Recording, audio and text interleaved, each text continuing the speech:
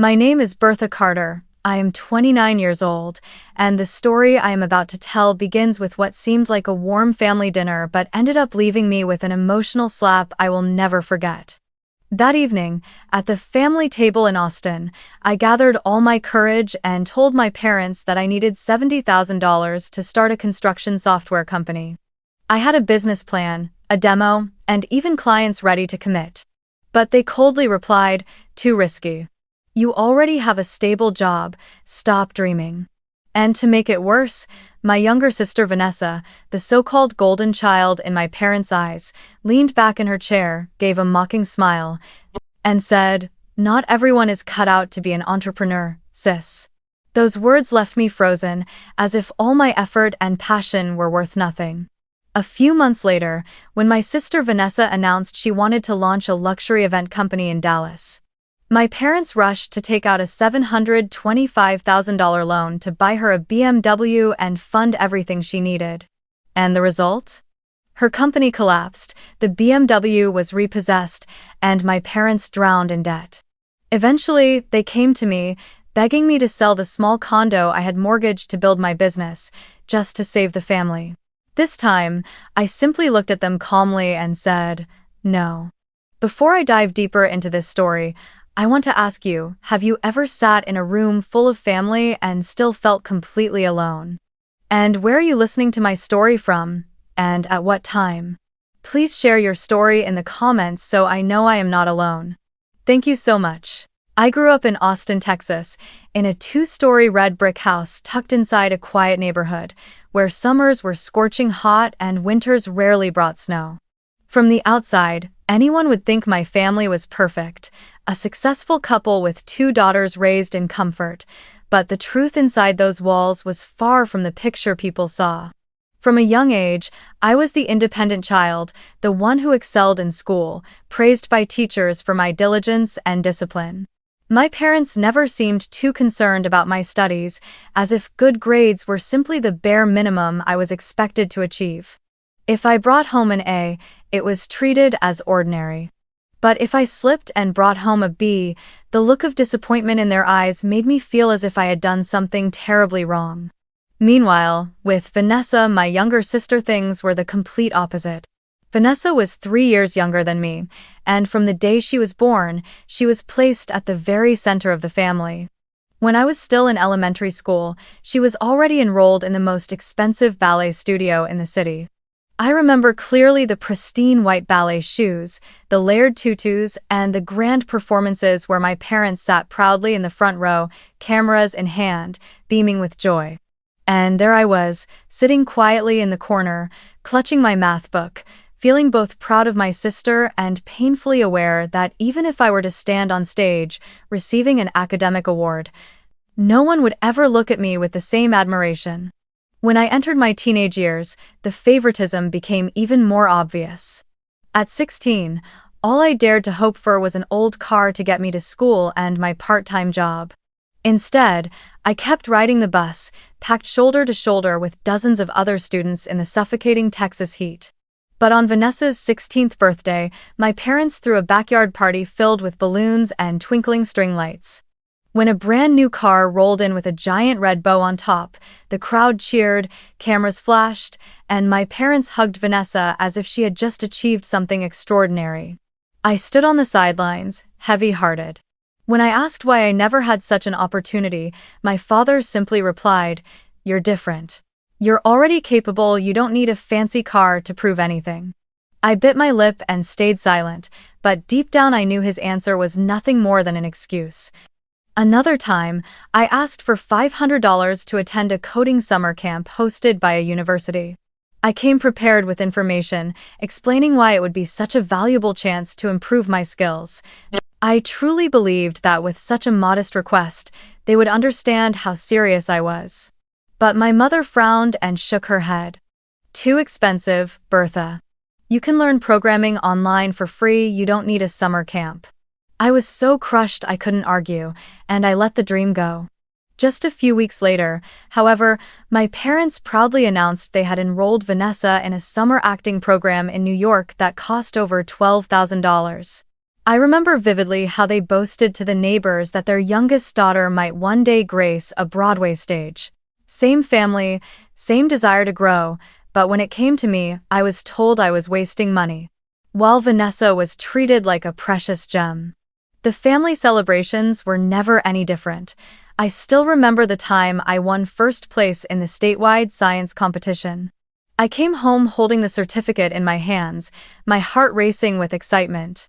But as soon as I stepped into the living room, I saw everyone gathered around Vanessa, chatting about her ballet performance from the night before. I proudly held up my award, but my mother only glanced at it and said, "That's nice, Bertha. Now come here and look at these photos of your sister in her costume. Doesn't she look beautiful?" My certificate was set down on the table, buried under a pile of magazines, and never mentioned again. Meanwhile, even the smallest award from one of Vanessa's dance contests was enough for my family to throw a celebration. That favoritism didn't just hurt me, it built an invisible wall between us. I learned to be independent, to handle everything on my own, because I realized early on that no one was going to stand by me. I got used to cooking dinner for myself when my mother was busy driving Vanessa to practice, and to studying alone in my room while the whole family went out to cheer for her. Sometimes, I even wondered if I was truly my parents' child, because the difference in treatment was so obvious, so painful. Looking back on those years, I know now that they laid the foundation for who I became. Patient, resilient, but carrying deep scars inside. I learned early on that sharing blood doesn't always mean having a steady place to lean on. The real turning point in my life began when I was accepted into Stanford University. It was the greatest pride I had ever felt, not only because Stanford is one of the most prestigious schools in the United States, but also because I had earned a partial scholarship after years of hard work. The day I received the acceptance letter, I clutched the paper in my hands, tears streaming down my face uncontrollably. But while I was overwhelmed with joy, my parents' reactions were indifferent. My father simply said, "Good, but the tuition is still too high. Are you sure you can handle it?" My mother quickly shifted the conversation to Vanessa's new ballet class. I stood there, both happy and bitter, realizing that this joy belonged only to me, and no one in my family truly shared it. When I started at Stanford, I quickly discovered that even with a scholarship, the cost of living in the Bay Area was far beyond what an ordinary student could afford. I had to start working part-time from my very first year. During the day, I attended lectures, and at night I worked the late shift at the library. On weekends, I helped out in the IT lab. Many nights, I returned to my tiny rented room in Palo Alto, eating a cup of instant noodles with eyes burning from lack of sleep. Each month, I carefully calculated every dollar to cover rent, utilities, and textbooks. At times, I questioned whether I was being too ambitious, but whenever I thought about my dream of working in technology, I clenched my teeth and pushed forward. While I was struggling just to survive, Vanessa was living an entirely different life. The moment she turned 18, my parents bought her a brand new car, not for school, but so she could get around more easily for her performances. They also covered every expense for her to attend an expensive art school in New York. Every time I called home, my mother would gush about Vanessa's shows, her trips, her dazzling costumes. I listened quietly, never daring to compare, but deep down the feeling of unfairness grew stronger. I knew I had never been given such privileges, and I never would. The contrast between the two of us became sharper with time. While I buried myself in studying and working, Vanessa filled her Instagram with carefully curated photos, sitting in chic Manhattan cafes, traveling across Europe with her friends, or posing beside her new car under the city lights. Each post racked up hundreds of likes and glowing comments. From my tiny room, with a cold bowl of instant noodles in front of me, I scrolled through those images and sighed. To my parents, those glamorous snapshots seemed to be proof of success, while my sleepless nights in the library were never acknowledged. Yet it was those very years of hardship that forged my resilience. I learned how to manage my time, how to push past exhaustion to stay focused on my goals, and most importantly, how to rely entirely on myself. No one paid my rent for me, No one handled the stack of bills piling up on the kitchen table, and no one stood by me when I was drained after a night shift. I told myself, if I didn't stand strong, no one else would hold me up. And perhaps it was that solitude that became the well of strength I would only come to recognize later. One winter evening, I sat alone in a quiet library while heavy rain poured outside. On the desk in front of me lay a thick programming manual, hundreds of pages long, next to a cheap boxed meal I had picked up from the campus cafeteria. My hands trembled from the cold and exhaustion, yet inside me burned a strange sense of certainty. I knew I was on the right path. No one saw the sweat and effort I poured into those nights, but I believed that one day my achievements would be recognized by me alone, and that was enough. Whenever I went home for the holidays, I still had to endure constant comparisons. Vanessa has been invited to perform at a major theater, my mother would boast over dinner. She's truly talented, definitely worth the investment. I sat there eating quietly, not even bothering to mention that just a week earlier, I had been selected to serve as a teaching assistant for a professor at Stanford. I knew that no matter how hard I worked, my accomplishments would never be weighed as highly as Vanessa's glittering but fragile dreams. From those silences, I came to understand one truth even more deeply. The only road forward was the one I built for myself, without waiting for validation or support from my family. After graduating from Stanford, I officially stepped into the demanding yet opportunity-filled world of technology. I was hired as a software engineer at a startup in Palo Alto, right in the heart of Silicon Valley, the place where groundbreaking ideas are born daily and where hundreds of companies also vanish within a few short years. On my first day of work, I wore an old, neatly ironed shirt, my hands shaking slightly as I held my brand new employee badge. The feeling was both nerve-wracking and exhilarating because I knew I had come a long way from those sleepless nights in the Stanford library to finally standing there. Working at a startup was anything but easy in the beginning. I had to adapt to the fast pace and the fail fast, learn faster culture. But it was precisely that environment that pushed me to grow beyond my limits. I quickly stood out for my ability to analyze problems and find flexible solutions. After just 1 year, I was entrusted with leading a small team of engineers, something many of my peers my age hadn't even dared to dream of. My salary and company stock finally gave me a bit of financial stability. I bought myself a used but reliable car to get around, and after 2 years, I saved enough for a down payment on a small condo in San Jose. It was the first home of my own, a place where I could lock the door and know with certainty that no one had the right to intrude. While managing multiple software projects, I stumbled upon a glaring gap in the construction industry.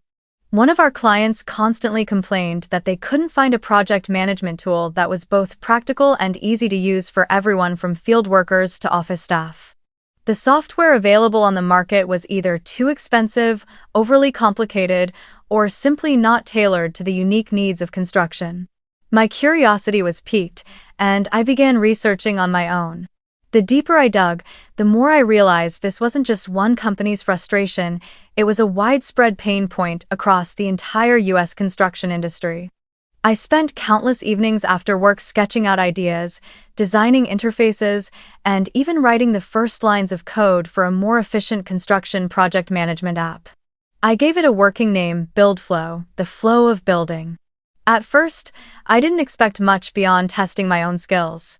But then I took a bold step and showed the prototype to a handful of small and mid-sized companies I had connections with. The results were beyond anything I imagined. More than 10 companies responded positively, and 8 of them even committed to paying as soon as the product was complete. I could hardly believe my eyes reading those emails. It was undeniable proof that my idea wasn't just a dream, but something with a real market. That spark of excitement ignited into a fire stronger than ever. I began to think seriously about founding my own company, no longer just treating it as a side project. I could see it clearly, a team of engineers, loyal clients, and a product that could transform how construction companies managed their work. I knew that to turn this vision into reality, I had to step out of my comfort zone, to give up the stability of my current job and leap into building a startup. But to do that, I needed capital. Over the years, I had managed to save around $40,000 from relentless hard work, but it still wasn't enough. Based on my detailed calculations, renting a small office, paying salaries for 2 or 3 initial employees, basic marketing, and covering legal procedures, I needed at least $110,000 for the first year. That meant I was short about $70,000. At first, I considered approaching venture capital firms. But I knew that to convince them, I would need a fully developed product and real paying clients, things I could only achieve after the company had been running for some time. I didn't want to go to the bank either, not yet, because the interest rates were high and I had little to offer as collateral aside from my small condo. The most logical option left, it seemed, was to ask my parents for support. I didn't see it as a gift, but as an investment, one I intended to repay in full. The thought made me both anxious and hopeful. I knew my family's history. I knew that Vanessa had always been the chosen one, but a part of me still believed this time would be different. I was no longer a child. I had a Stanford degree, a stable career, nearly half the required capital saved, and most importantly, real clients waiting for my solution. Surely, all of that would be enough for my parents to finally believe in me. I even pictured the scene in my head, the family sitting together, me presenting my business plan, my parents listening carefully, and then agreeing to fund me. Just once, I wanted them to see me as a woman capable of building her future, not just the daughter who was expected to be smart, but never truly acknowledged. With that in mind, I began drafting a complete business plan, projected costs, development roadmap, revenue forecasts. I spent an entire week polishing a smooth demo, even rehearsing my pitch in front of the mirror. Every word, every chart, every slide I treated with care, as if this were my last chance to prove myself to my family. Deep inside, a flicker of hope burned quietly. Maybe, just maybe, this time they would see me differently. I remember that weekend vividly, when I flew from San Jose back to Austin with a suitcase that carried not only clothes but also all my hopes. I had prepared for the presentation to my family with the utmost care. On my laptop was a business plan spanning dozens of pages, detailed financial projections broken down by quarter, and the build flow demo I had spent countless sleepless nights perfecting. I even printed out the documents, neatly bound into packets so each person could hold one in their hands.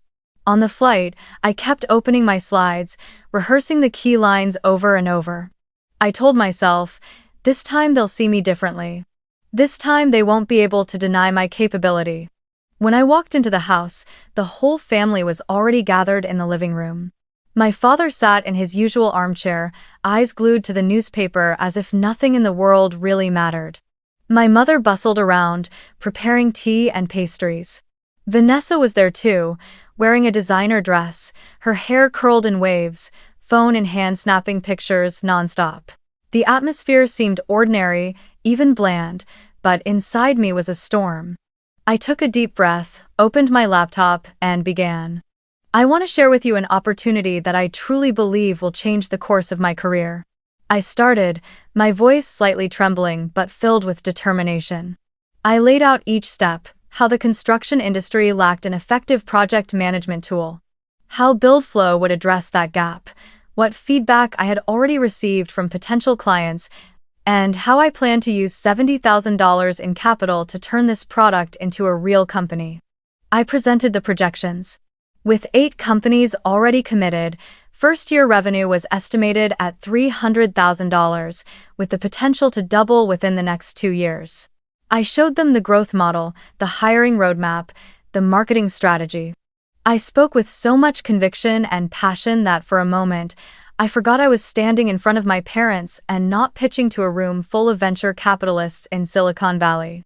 When I finished, I looked up waiting for a reaction. What I got back was a cold silence. My father folded down his newspaper and frowned. Sounds nice, but you already have a stable job. Good pay, a place to live. Why take the risk? Starting a business is a gamble. Do you know how many companies fail within their first year? My mother nodded along and added, I don't want to see you struggle. People say being your own boss means freedom, but to me it just sounds like worry and debt. Don't bet your future. I sat there stunned. The words and numbers I had worked so hard to prepare echoed in my mind, but clearly none of it mattered to them. They didn't look at the evidence I'd presented. They didn't believe I was capable. They saw me only as the daughter who was settled now, who shouldn't chase any more dreams. As if that weren't bitter enough, Vanessa leaned back on the sofa and smirked. I agree. Not everyone is cut out to be an entrepreneur, sis. Some people are born to be employees and should stay in their place. Those words, gentle but dripping with contempt, felt like a blade twisting in my chest. I looked at my sister, remembered every favor she'd been shown, every luxury gift I never received, and now she was publicly dismissing my dream in front of the whole family. I felt as if a year's worth of effort, the sleepless nights coding until my eyes burned, the calls with potential clients, the spreadsheets where I analyzed every single line of numbers had all been brushed aside with just a few dismissive words. No one in that room saw me as an adult presenting a real opportunity. In their eyes, I was just Bertha, the daughter who was expected to be smart, but whose every effort was dismissed as fantasy. Silently, I closed my laptop and gathered my papers.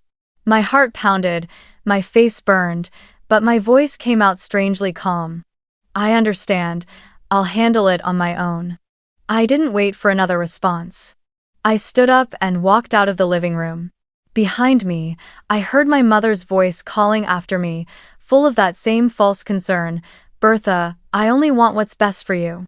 But I didn't turn back.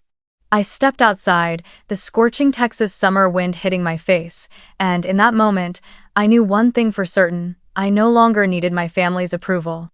On the way to the airport the next morning, I looked out at the familiar streets, remembering the childhood I had spent in Austin, filled with forgotten memories. I realized this cycle would never change. Vanessa would always be at the center, and my efforts would always be dismissed. And I also understood that if I kept waiting for their support, I would remain stuck forever.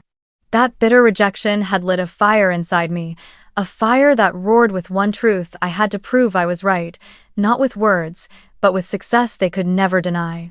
I returned to San Jose with a heart that was both wounded and hardened. My family's bitter rejection cut deep like a blade, but at the same time, it became the fuel that pushed me to act. I knew that if I kept waiting for their recognition, I would never have it. So I made the decision to take the biggest gamble of my life.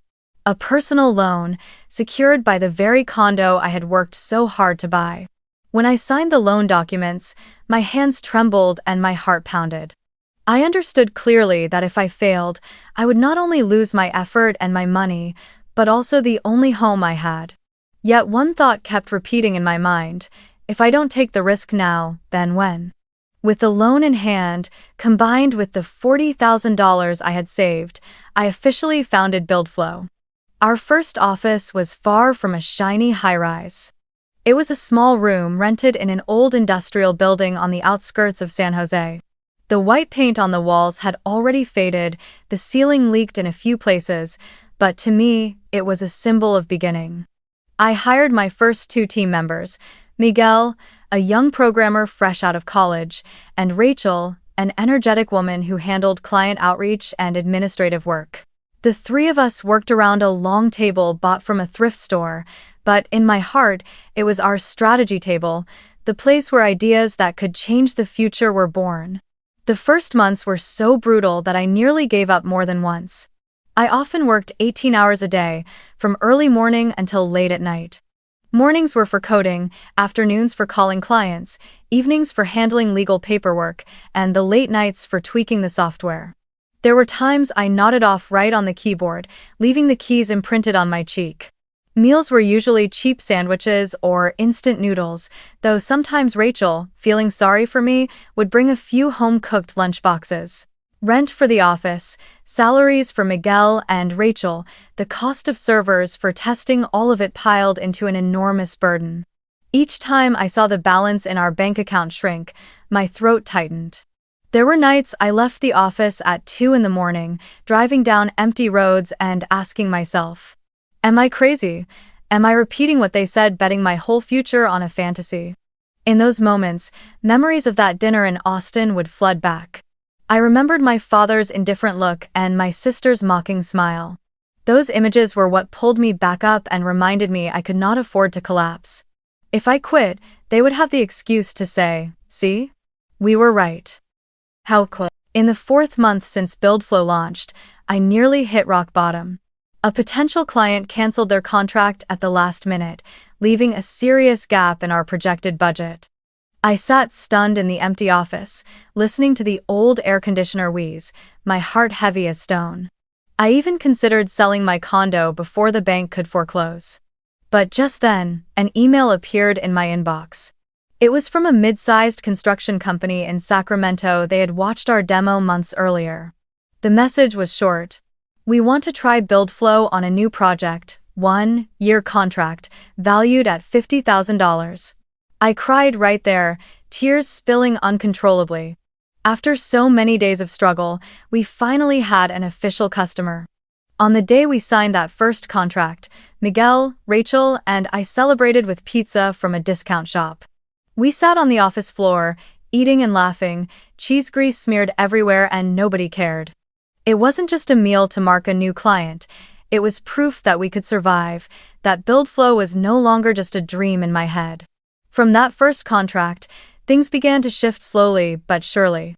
A few more companies reached out through word of mouth. Customers praised BuildFlow for being easy to use, saving time, and above all, far more affordable than the big software on the market. Revenue climbed gradually, from a few tens of thousands to hundreds of thousands. The long, gloomy months started to show slivers of light. I still worked to the point of exhaustion, but this time my fatigue carried hope. One morning, looking out from our tiny office window, I saw sunlight glinting off new buildings rising across San Jose. I smiled and thought, they were wrong. This path is not an illusion, it's real. In that moment, I knew I would never go back to being a safe employee. I had entered the gamble, and I would see it through to the end. While my small BuildFlow team and I were scraping together every dollar just to keep the lights on, back in Austin, Vanessa was weaving a glamorous dream that only she believed was real. After graduating from art school in New York, my sister never established any stable career. Instead, she returned to Texas with an idea that sounded flashy, launching a media and event company for the elite in Dallas. I still remember the first time my mother told me about it over the phone. Her voice brimmed with excitement, as if Vanessa had just invented something groundbreaking. "She has such vision, Bertha. Dallas is full of wealthy people, and they need luxury event companies to throw parties, weddings, product launches. This will be a goldmine." I bit my lip and said nothing. Inside, my chest tightened. When I presented a detailed plan, with numbers and real client commitments, I was dismissed as too risky. Yet now, a hollow fantasy with no foundation was being celebrated as a golden opportunity. What stunned me even more was the amount of money my parents were willing to put down. Vanessa declared that to build the brand for her event company, she needed to project an image of luxury and class. That meant a luxury car, a grand office, designer clothes. Not only did my parents agree, they went so far as to take out a bank loan of $725,000 to buy her a gleaming BMW for branding, along with a host of other expenses. I could hardly believe my ears when I heard the news. That number was more than 10 times the capital I had once asked for. They had the audacity to call my $70,000 request a gamble, yet borrowing nearly $750,000 for Vanessa's vague idea was somehow a necessary investment. Within just a few months, Vanessa's Instagram had turned into a stage for showing off. She constantly posted pictures of herself attending parties at five-star hotels, sitting in her shiny BMW, holding a sparkling glass of champagne under the lights. Every post carried hashtags like #BossLady, #CEO, #luxury-events. Beneath them were hundreds of admiring comments from friends and acquaintances. My parents often shared those photos too, proudly boasting that their youngest daughter was doing big business. But when I looked at them, all I felt was an indescribable emptiness. I knew what it really meant to be a CEO, what it meant to grind away every single hour just to keep a company alive. What Vanessa was doing was nothing more than building castles in the sand. I tried to reassure myself. Maybe my sister would grow up, maybe she would learn how to manage things properly. But as the weeks went by, I saw no real projects from her company. There were no genuine clients, no long-term contracts, only lavish parties where Vanessa posed for photos far more than she discussed any business. The attendees were mostly her party-going friends, not potential customers. I knew that behind those glittering lights, the finances were sinking fast. And just as I predicted, within a year Vanessa's event company was drowning in debt. The rent for her downtown Dallas office was too high, the party expenses kept ballooning, and revenue was nearly non-existent. Bank loans started coming due. The luxury BMW quickly turned into a massive burden, bringing in no contracts while draining thousands of dollars each month in maintenance and loan payments. I heard from an old friend in Austin that Vanessa had even resorted to borrowing short-term cash just to keep up the appearance of her company, but in reality, no one wanted to partner with a business built only on glamour without substance. My parents, of course, refused to admit failure. They kept defending Vanessa, insisting that every company struggles in the beginning, and that, with more time and more capital, she'll prove herself. But I could see the truth clearly. My sister's company had no solid foundation, no distinctive product or service, no real clients. It was nothing more than a lavish shell hiding an empty core. Meanwhile, I was still waking up early and staying up late, pouring 18 hours a day into BuildFlow. I felt like I was living in two parallel worlds. One, the harsh reality where success only came after sweat and tears. The other, a shallow illusion where money was thrown away to buy an image of luxury that meant nothing. That contrast didn't just hurt, it made me angry. Angry that what I needed, a small amount of capital to build something real, had been denied. Angry that, at the same time, a hollow fantasy was being coddled and endlessly funded as if money would never run out. 2 years had passed since the day I signed those personal loan papers, putting up my little San Jose condo as collateral to build BuildFlow. It wasn't a long time, but to me, every day was a battle, every week a fight for survival. And now, looking back, I could hardly believe how far we had come. BuildFlow was no longer just a small name on a worn-out sign in a shabby rented office. It had grown into a company generating $600,000 a year, serving more than 30 clients in the construction industry across California. I still remember the first big contract that marked a turning point. A construction company in San Jose decided to roll out BuildFlow across their entire new apartment project. When we received that first payment check, my team and I cried like children. From then on, with every project we completed, we earned more trust from clients. They recommended us to their partners, those partners passed our name to others, and the circle kept expanding. Soon enough, BuildFlow was present at job sites across the West Coast. Meetings with clients were no longer confined to our tiny office but took place at large construction conferences, where the name BuildFlow began to be mentioned as a solution worth noticing. That success also drew the attention of venture capital firms in Silicon Valley. One morning, I received an email from a partner in Menlo Park inviting me to present BuildFlow. I walked into a gleaming glass-walled conference room, facing familiar faces I had only ever seen on the cover of Forbes. This time, unlike that bitter evening in Austin, I didn't have to strain to prove my worth. The numbers, the contracts, and the positive feedback from clients spoke for themselves. I saw their eyes light up as they heard about BuildFlow's growth, watched the smooth demo, and listened to my story of building a company out of a condo I had mortgaged.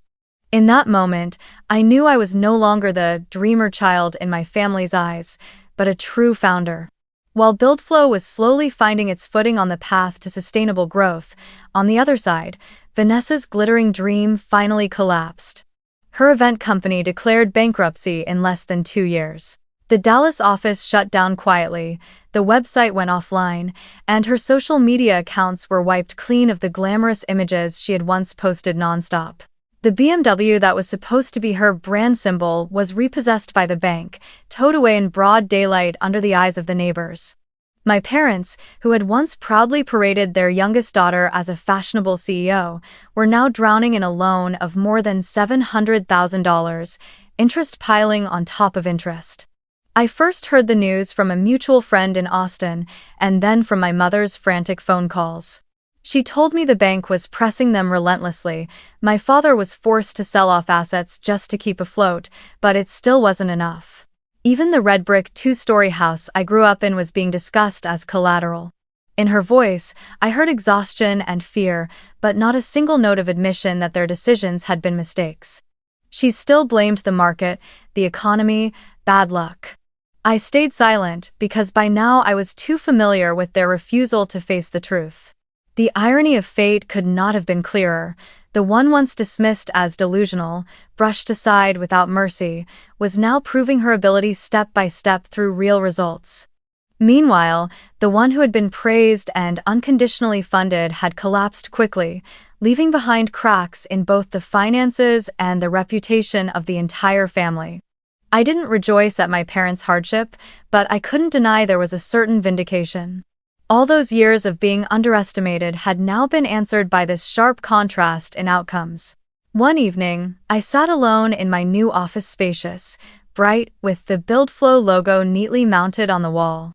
I looked back at the road I had traveled and thought of that night in Austin, when I stood up from the dinner table, clutching my laptop, and walked away in silence. They had not believed in me, and perhaps they never truly would. But the truth had already revealed itself. I was not the helpless dreamer they thought I was, but the only one who dared to turn dreams into reality. The devastating news came late one evening as I was reviewing a newly signed contract with a large construction company in Oakland. My phone buzzed, my mother's name flashing on the screen. At first, I considered ignoring it, certain nothing good could come from that call. But something made me pick up. On the other end, my mother's voice trembled. "Bertha, we need your help. The house is about to be taken by the bank. If you can send $100,000, we can save it and pay down part of the debt." I froze, pen still in my hand hovering over the contract. $100,000. They were asking for the amount it would take me an entire year of grueling work to earn. Before I could respond, my father cut in, his voice firm, commanding. "Bertha, you're successful now, you have money. The family is in crisis. We raised you from childhood, it's time for you to repay us." My grip on the phone tightened until my knuckles turned white. That phrase, repay us, made my blood boil. I remembered every time I had asked for support, every time I had been dismissed as a burden. They had never invested in me, yet now they demanded that I save them as if it were my natural duty. I tried to keep my voice calm. "Mom, Dad, I can't. $100,000 is not a small amount. And my condo is the only thing I have left. I mortgaged it to start this business. It is the foundation for everything. I cannot sell it." But instead of understanding, I heard a reproachful sigh. My mother began to cry. "We'll lose the house, Bertha. Can you really watch your parents end up on the street?" Then, as if to finish me off, my father added, "If you truly care about the family, you should sell the condo. Use that money to save everyone." I was stunned. That condo was not just an asset, it was the symbol of every risk, sacrifice, and bit of perseverance I had put into this. It proved the path I had taken, the nights I worked until I was exhausted, every step of my growth. And yet they treated it like an item that could be sold at any moment to patch the holes created by their own bad decisions. I couldn't hold back any longer. Years ago, I asked for $70,000 to invest in a clear plan with customers and real potential. You called it risky. But when Vanessa wanted to start her airy fantasy company, you were willing to throw $725,000 in loans at it, buy a BMW, and host parties. Isn't that risky? Or am I the only one who's considered a risk? There was a few seconds of silence on the line, then my father's voice hardened. "You don't understand. Vanessa needs help more. She has dreams." I cut him off, unable to take it. Don't I have dreams? Don't I need help? For years I've been self-reliant. I haven't complained. But now, after everything, you want to take away the only thing I have? No, I can't.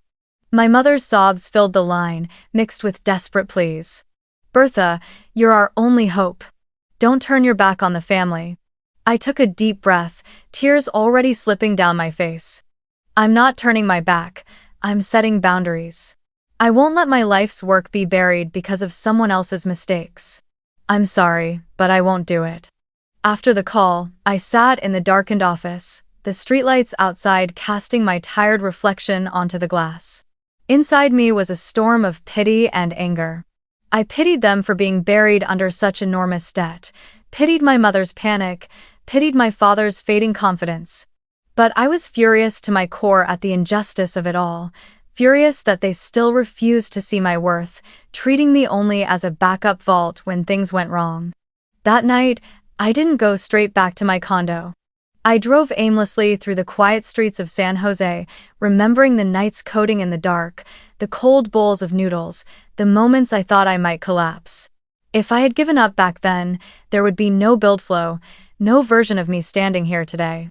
I had saved myself without anyone's help. So why should I save them now, when they were the very ones who dismissed me and left me behind from the beginning? When I finally returned home, I stood in front of my little condo, running my hand over the paint chipped by the California sun and wind. This condo was living proof of my journey. And I swore I would never let anyone take it from me, not even my own family.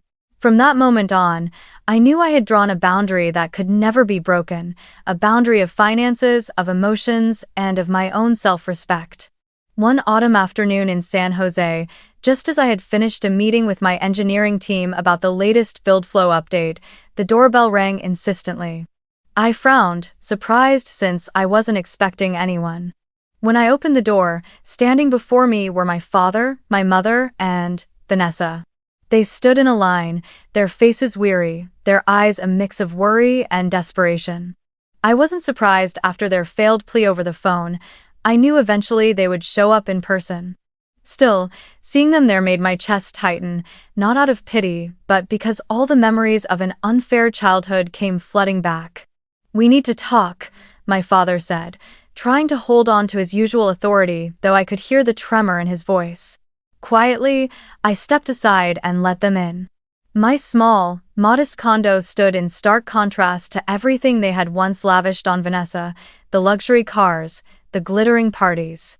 They settled onto the sofa while I sat across from them, the distance between us feeling like an invisible boundary. My mother spoke first, her tone pleading. "Bertha, what happened with your sister's company? No one could have predicted it. The market shifted, the economy was tough. How could we have known? If we'd had just a little more luck, things might have turned out differently." I looked straight at her, saying nothing. Vanessa sat beside her, eyes red, though I knew most of it came from the fear of losing her glamorous facade, not from genuine remorse. My father continued, "You have to understand, business always comes with risks. Your sister was simply unlucky. As her older sister, you should be helping her through this." "Oh." I drew in a deep breath, forcing my voice to stay steady. "Risk?" I remember when I asked for $70,000 to invest in BuildFlow. I presented a detailed plan, with committed clients and projected revenue. Back then, you called it too risky. But with Vanessa, whose company had nothing but Instagram pictures, you were willing to borrow $725,000. That wasn't risk. That was blindness. The room fell into silence. I continued, my tone growing firmer with every word. "It's always been like this. When I asked for $500 to attend a coding summer camp, you said no because it was too expensive.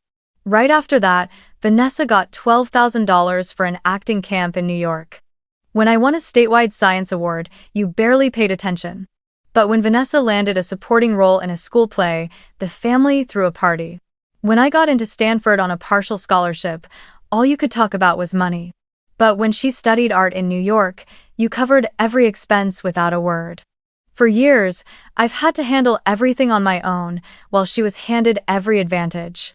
And now, When that favoritism has led to debt, you expect me to sell my condo, the condo I mortgaged, to build my company, to bail out the family. Tell me honestly, have you ever once thought about fairness? I stared straight at them, unblinking. My mother lowered her head, tears streaming down her face. My father pressed his lips tightly together but had no rebuttal. Vanessa opened her mouth to speak, but the sharp look in my eyes cut her off, leaving her silent. The truth was too clear, too painful, for them to hide behind excuses any longer. I am not this family's bank. I am not the backup plan to patch over other people's mistakes, I said, each word ringing clear. I have endured enough bitterness to understand one thing. My worth is not measured by how many people I can rescue, but by the fact that I rescued myself. If you need help, look elsewhere. I am no longer here to be your lifeline. The room fell silent. I stood, walked toward the door. My hand rested on the knob, but I turned back one last time, my voice cold but steady. I am no longer the daughter waiting for this family's approval. I have built my own life, and I will protect it. I am not anyone's backup plan anymore. Then I opened the door, gesturing for them to leave. My mother rose, her eyes red, pleading. Bertha, please, we're family. I shook my head and answered firmly. Family doesn't mean I have to sacrifice my entire life to pay for favoritism. I'm sorry. With that, I shut the door. The sound echoed through the condo, a full stop to a dependency that had gone on far too long. Leaning back against the door, I drew a deep breath. Tears slid down my face, but I knew I had made the right choice. For the first time in my life, I felt free from the burden of proving myself, of carrying others, of saving what was never mine to save. In that moment, I truly stepped out of my family's shadow, ready to live for myself. 6 months had passed since the day I closed the door of my San Jose condo on my parents and Vanessa. In that time, I lived in a strange kind of quiet. No more desperate phone calls, no more guilt-ridden text messages, no heavy presence of family in my daily life. The contact became so scarce that sometimes it felt as if we belonged to two different worlds. The only news I heard about them came through acquaintances in Austin. The red brick house had been mortgaged to cover debt, my father sold his old car and pulled from his retirement early, and my mother spent more time at church, praying. Vanessa moved in with her boyfriend, trying to rebuild her online image, but the allure was gone. In the end, each of them had to bear the consequences on their own. While my family unraveled, BuildFlow entered a stage of explosive growth. We had just signed a contract with one of the largest construction corporations in California, deploying our software across dozens of sites throughout the state. Revenue surged, and our team grew from the original 3 to more than 20 employees. Every day when I walked into the office and saw the BuildFlow logo gleaming on the glass wall, I was filled with pride. This success hadn't come from luck, but from sleepless nights of persistence, from difficult choices I had refused to back away from. I decided to move out of the small condo in San Jose and rent a charming house in Palo Alto. The house had a little garden in the back, just enough space for me to grow roses and lavender. In the mornings, I brewed myself a cup of coffee, stepped out to tend the flowers, and breathed in the fresh air before starting my day. For the first time in years, I allowed myself to slow down a little, to enjoy the rewards instead of only running to survive. I also began attending startup community gatherings in Silicon Valley. I shared my story, how I went from being the daughter dismissed by her family, labeled as a dreamer, to building a software company generating hundreds of thousands of dollars in revenue. Each time I told it, I saw the empathy and admiration in the eyes of young entrepreneurs walking the same path. They saw in me the proof that you don't need a privileged starting point, only persistence and the will to keep going to create something real. One time, a senior from UC Berkeley approached me after a talk. She said her parents were pressuring her to go into medicine because it was safe, even though her real dream was computer science. She asked me, "How did you overcome the fear when your whole family was against you?" I smiled, held her hand tightly, and said, "I chose to believe in myself. Because in the end, only you will live your life fully." Watching the tears glisten in her eyes, I realized my story was no longer just a personal journey, it had become a source of strength for those trapped under the weight of blind expectations. I slowly came to understand a truth I had resisted for years. My worth was never rooted in my parents' approval. It came from my relentless effort, from the skills I honed, and from the people who truly valued me, my teammates at BuildFlow, the clients who trusted me, and even strangers who found hope in my journey. Blood family can abandon you, favor others, or belittle you, but none of that defines who you are. One evening, I sat in the backyard, watching the sunset paint the Palo Alto sky a deep shade of orange. In my hands was a notebook where I had been recording my reflections after this long journey. I wrote, "Family is not always a place of support. Sometimes they are the chains that hold you back. Setting boundaries does not mean being ungrateful, it means knowing how to love yourself. Because you deserve to be surrounded by those who truly respect and value you." When I closed the notebook, a quiet smile formed on my face. I no longer felt the anger I once carried, nor the longing for an apology. What I felt instead was a deep sense of relief, as if I had finally laid down a burden that had weighed on me for years. My family might still be drowning in debt and favoritism, but I had stepped out of that cycle and found my own path, a path filled with struggle, but glowing with light. And for me, that was enough.